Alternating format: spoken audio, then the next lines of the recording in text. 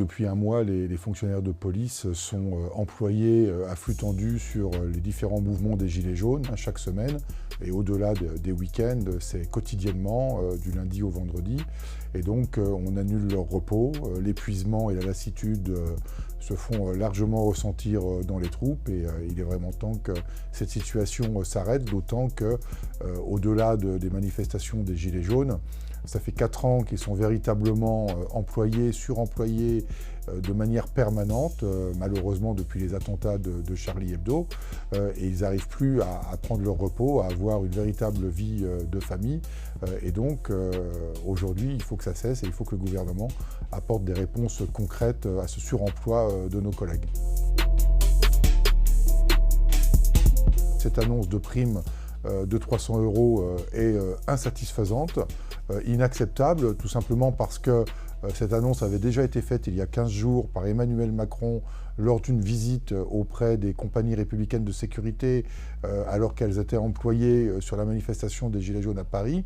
Et que dès que cette annonce a été relayée par les médias, nous avons eu un tollé sur les réseaux sociaux des policiers qui considèrent que 300 € ne pourrait être considéré comme un solde de tout compte et certainement pas suffisant pour apaiser le mécontentement, le mal-être et surtout la problématique des conditions de travail dans la police nationale. Donc 300 € de prime pour solde de tout compte, c'est pas acceptable du tout. Nous ne sommes pas là pour dire qu'il faut payer les heures supplémentaires et les imposer aux policiers. Les policiers doivent pouvoir choisir entre un paiement, entre une restitution de repos ou de choisir, nous, ce que nous proposons, la création d'un compte épargne retraite qui permettrait d'épargner donc un certain nombre d'heures supplémentaires afin d'offrir des trimestres retraite complémentaires aux annuités qu'ils doivent faire pour leur permettre soit de partir un peu plus tôt, soit pour compléter ce qu'ils auraient en manque d'annuité retraite. Ça, c'est des propositions concrètes qui n'impactent pas le budget de l'État dans l'immédiat et qui peut se faire très rapidement. De la même manière, on a la problématique des heures de nuit qui sont payées à 97 centimes d'euros de l'heure. Je ne connais aucune profession qui paie un taux aussi minable.